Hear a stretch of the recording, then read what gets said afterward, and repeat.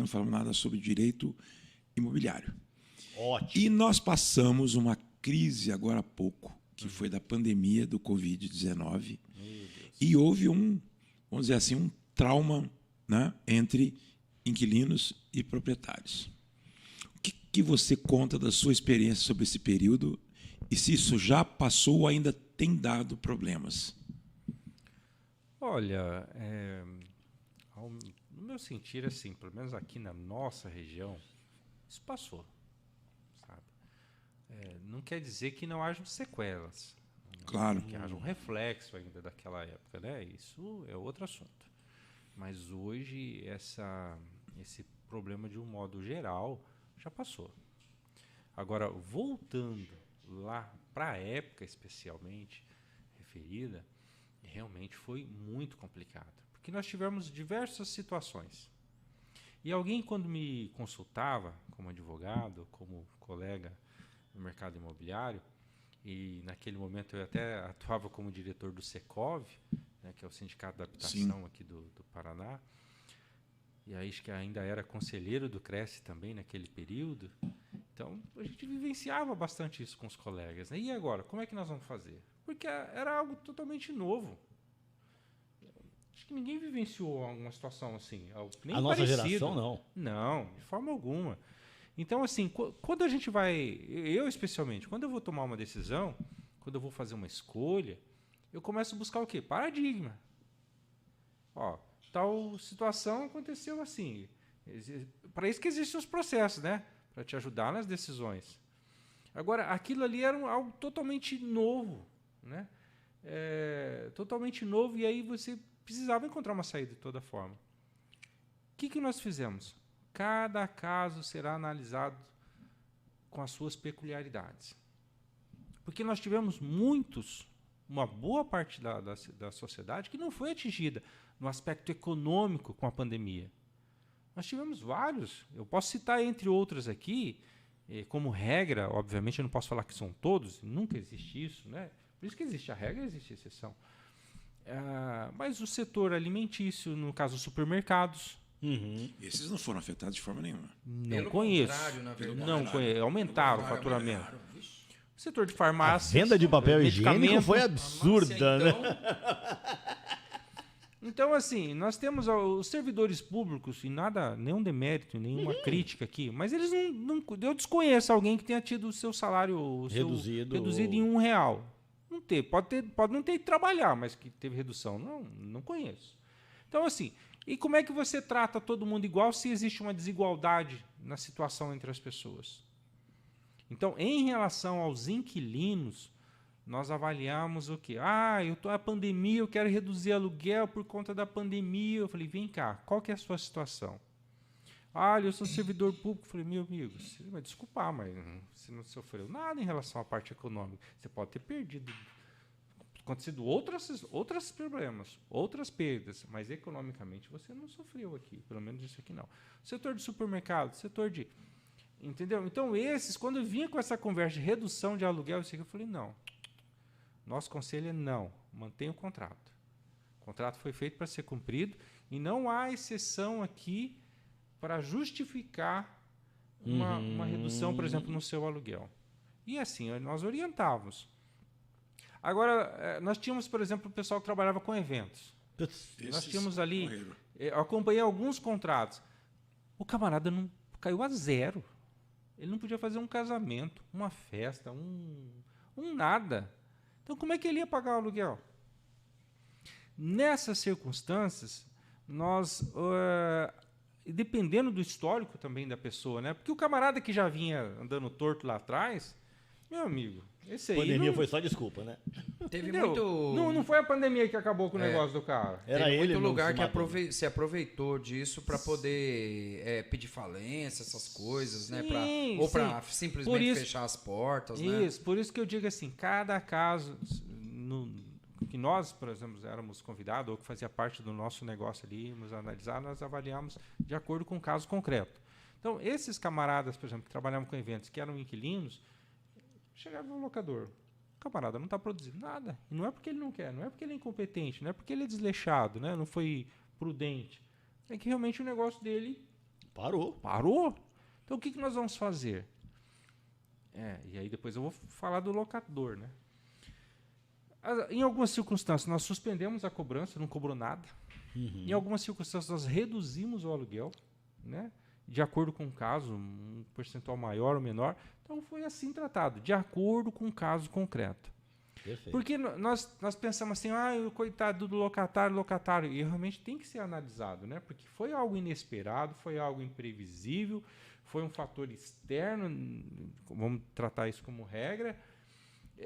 Mas e o locador? E o dono do imóvel? O locador do imóvel tem dinheiro. Espera aí, gente. Vamos analisar com cuidado, porque às vezes o camarada é o quê? Ele é locador, ou seja, ele aluga um imóvel, ele pega o dinheiro que ele recebe do inquilino daquele imóvel. A renda dele é aquela ali, né? E com aquilo ali ele faz a compra do supermercado, paga a farmácia, paga o plano de saúde. Às vezes é a única renda do camarada ou da pessoa. Né? Ele tem 2 imóveis, um ele aluga e o outro ele mora. Nós temos muitos que só tem um imóvel, mas por diversos fatores ele não mora desse imóvel. Ele tem um imóvel aqui em Londrina, mas ele mora lá em Curitiba e paga aluguel lá.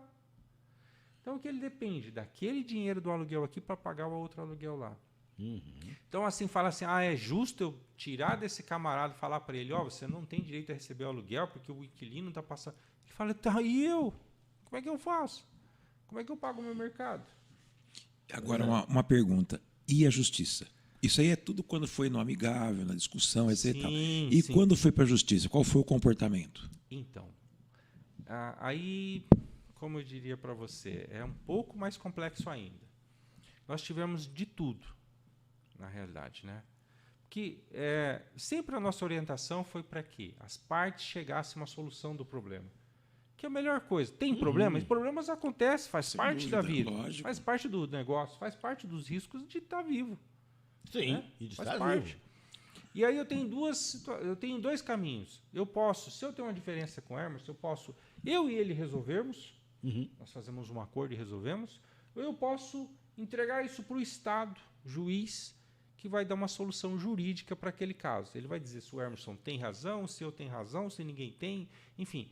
Mas, normalmente, quando eu e o Emerson e eu conseguimos encontrar uma solução, eis que eu abra a mão e ele abra a mão de alguma coisa também, nós vamos encontrar uma solução que, em regra, vai trazer mais contentamento para nós dois.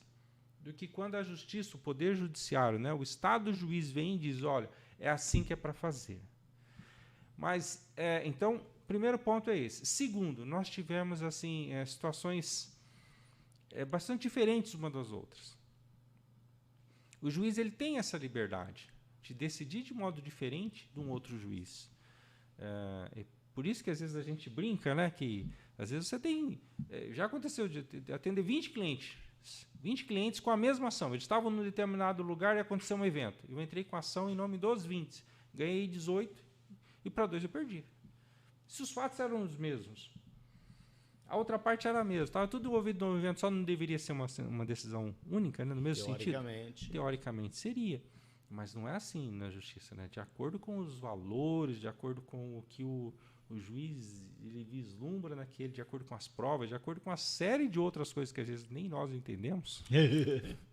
Ou não dá para falar, pelo menos? Claro.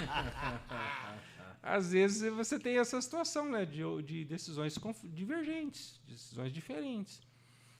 E depois nós tivemos uma outra situação também. Depois de um dado momento, o próprio STF veio e, através de deferiu uma liminar suspendendo os despejos de imóveis residenciais de pessoas que pudessem ter sido afetadas, né, num determinado...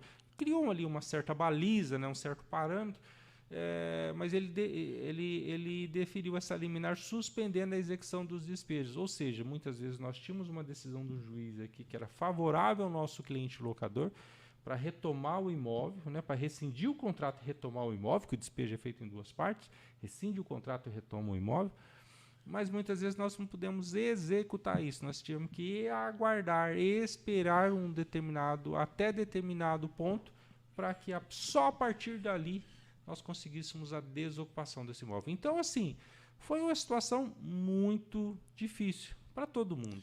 Foi só residencial ou comercial também aconteceu a mesma coisa com essa suspensão de despejo?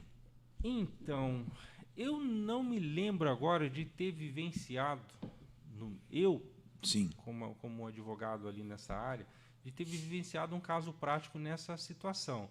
O que eu mais vi foi em relação à renegociação de valores, redução de valores, especialmente. O camarada pagava 10 mil em razão da crise ter afetado ele de modo direto ali, então ele conseguiu reduzir isso para 60, era 10 mil, baixou para 6, era 10 mil, passou para 3, para 4, para 5, enfim, enquanto perdurasse aquele momento.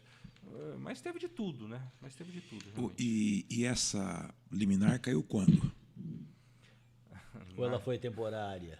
Não, ela tinha um prazo, mas ela caiu, na realidade, faz bem pouco tempo, viu? Faz bem pouco tempo. Caramba. Claro que, depois de um certo momento, os juízes falaram, olha, essa liminar, ela se referia a essa condição, a pessoa hipossuficiente, aquela pessoa que está mais fragilizada, isso aqui não se aplica e tal. Começaram a dar uma elasticidade um pouco maior na hora de fazer a interpretação dessa decisão do STF, né? Até porque não tinha como ser diferente, meu Deus. Claro, não faz sentido. Claro, não faz sentido total. O Supremo Tribunal Federal, às vezes, ele vem e profere algumas decisões, você fala assim, mas isso não é nem matéria constitucional? Né? Você pode falar, direito à moradia é constitucional. Tá, concordo com você, mas contrato de locação é? Né?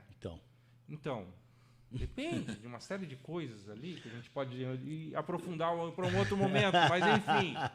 Eu vejo muito essa discussão do ser ou não constitucional no previdenciário. Vira e mexe tem umas decisões que chegam ao Supremo Tribunal Federal que não tem nada a ver com discussão previdenciária. E outras questões que poderiam ter chegado, não, isso aqui não é constitucional. É só reflexo. É questão reflexo.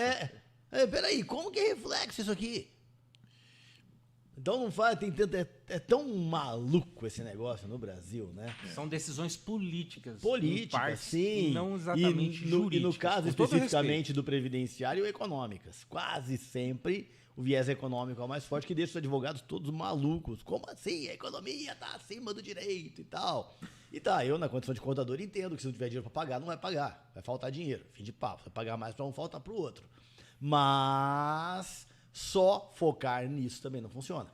Então há que se esperar um equilíbrio maior das cortes superiores, né, Cleiton? Que às vezes falta. Com certeza. Na realidade, me parece assim que nós não podemos exigir uma perfeição, né? Não, claro. Mas longe disso, até porque todos nós somos humanos, todos nós temos falhas, né? Com certeza. Mas não se espera um comportamento, uma atitude da Corte Suprema como a que nós vemos aí de um bom tempo para cá, né? Então, talvez nós tivéssemos outras cortes superiores, né?